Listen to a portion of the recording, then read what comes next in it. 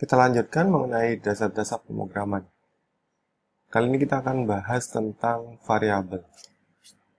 Sebelumnya kita sudah membuat aplikasi penghitung luas segitiga menggunakan tipe data dan operator. Seperti berikut, kita sudah mempunyai aplikasi satu baris penghitung segitiga. Dalam aplikasi ini, tipe data yang digunakan ada dua, yaitu string dan angka. Di aplikasi tersebut, string adalah yang bagian ini, diwakili oleh tanda petik tunggal, dan angkanya adalah 1, 2, 5, dan 4. Dan operator yang digunakan adalah operator plus untuk menambahkan string di sebelah kiri dengan versi string dari yang sebelah kanan. Kemudian untuk operator angkanya adalah pembagian dan berkalian. Selain tipe data dan operator, di dalam pemrograman juga terdapat variabel. Variabel memungkinkan kita untuk membuat sebuah template.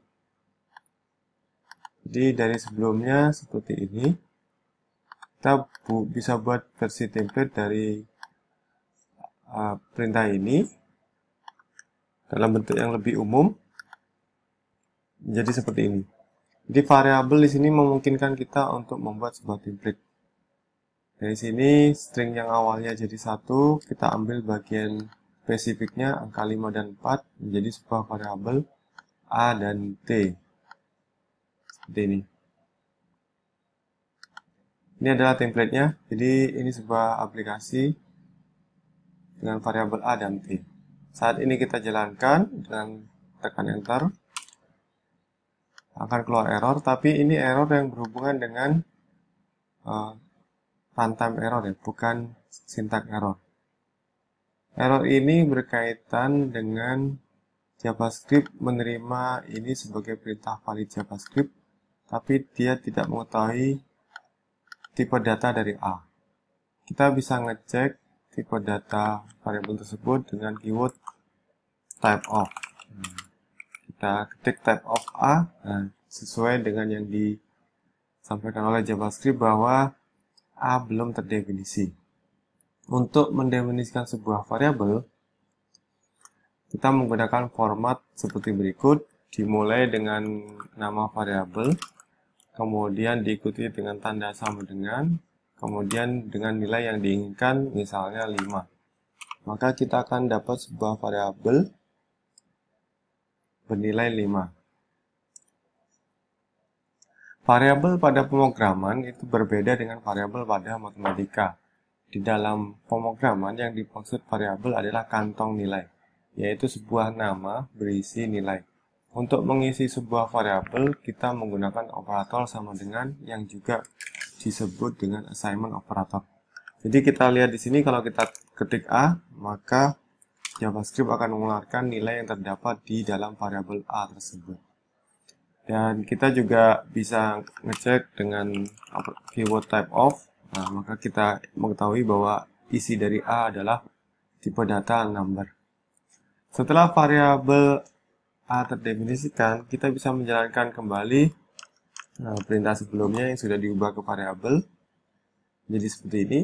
Tapi ini masih error karena di dalam statement ini atau kalimat ini atau perintah ini kita tidak hanya pakai variabel A tapi juga T, di mana errornya juga mirip sebelumnya, T belum dikenali. Jadi kita bisa cek di sini, type of T memang belum didefinisikan.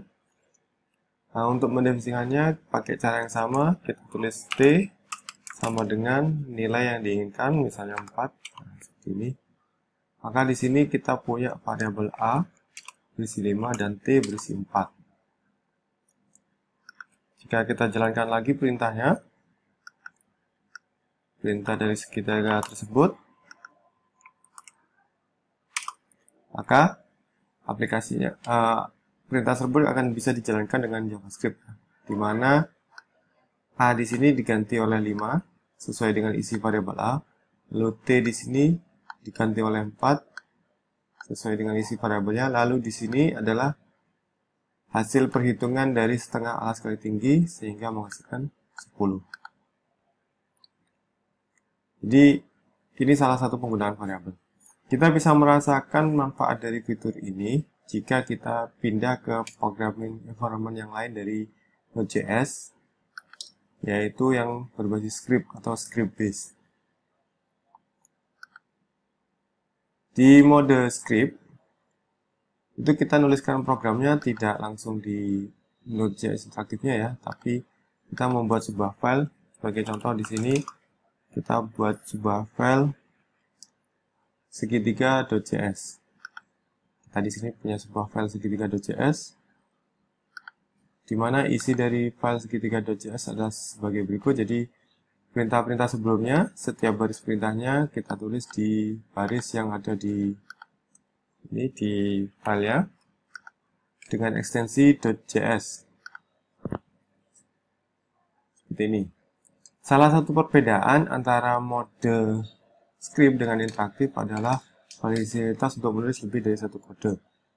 Tapi untuk menjalankan kode tersebut, kita perlu menjalankan perintah node diikuti dengan nama file yang ingin dieksekusi. Jadi kita kembali ke terminal, kita ketik node, diikuti dengan file yang kita ingin jalankan, yaitu segitiga.js. Seperti ini.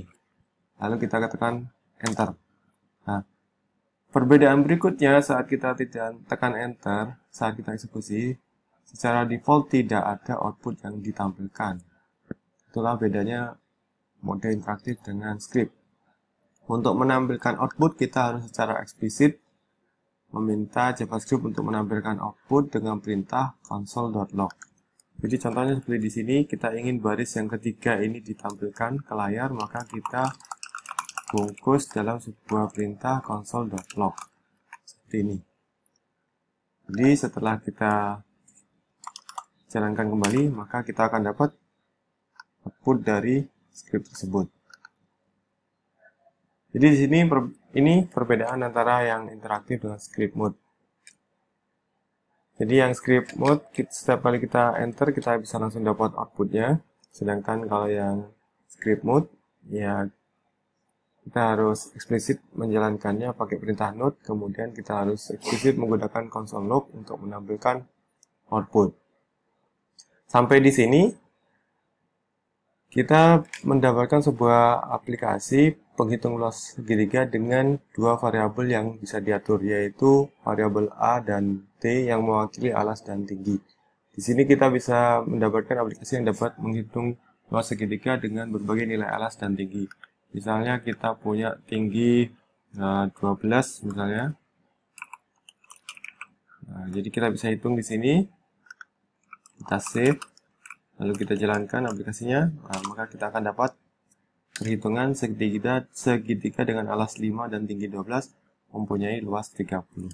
Jadi itu penggunaan variabel. Jadi memungkinkan kita untuk membuat versi umum dari aplikasi yang kita buat.